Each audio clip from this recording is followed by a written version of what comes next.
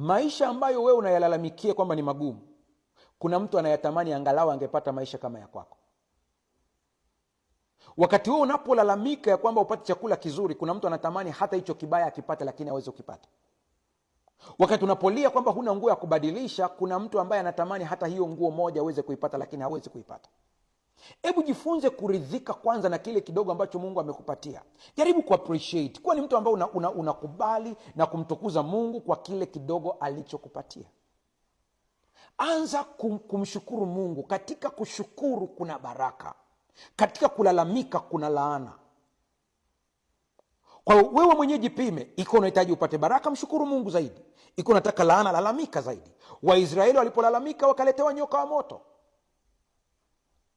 lakini walipomgeukia Bwana wakaletewa baraka. Kwa jifunze kutambua hicho kidogo ulicho nacho, mshukuru Mungu kwa kidogo ulicho nacho. Katika kuridhika kuna mema ambayo yanakuja. Fungu la 15, Mithali 14. Mjinga huamini kila neno, bali mwenye busara huangalia sana aendavyo. Chunga kila wazo ambalo linakuja akilini mwako, usije ukaamini kila neno, utakuwa mjinga wewe. Na unapoendelea kuamini kila neno, kumbuka ngome inajengwa na inakuletea athari.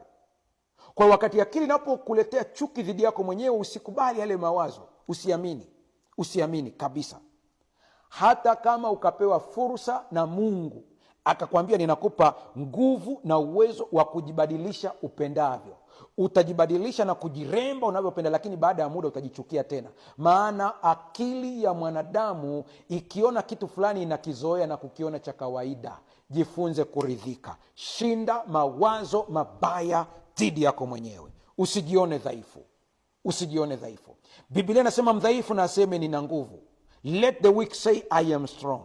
Haisemi kwamba utaanza kuwa imara kwa kitu fulani.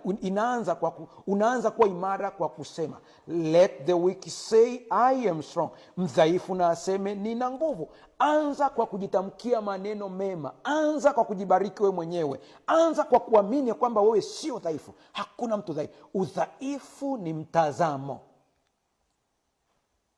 Hamjawahi kuona mtu ambaye yuko barabarani ni ombaomba kabisa, anaombaomba, ana changamoto ya miguu, lakini kuna mtu mwingine ana changamoto ya miguu, anamiliki shamba na analima? Kwani tunaona walemavu wengi wana viwanda, wanatengeneza viatu, wanatengeneza vitu. Ni wale walemavu ambao walikataa ile fikra za kilemavu.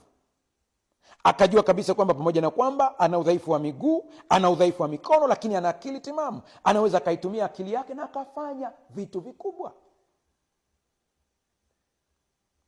Hebu anza kubadilisha mtazamo. Usijione dhaifu.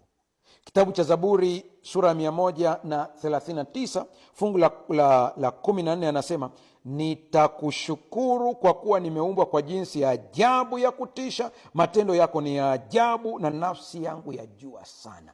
Umeumbwa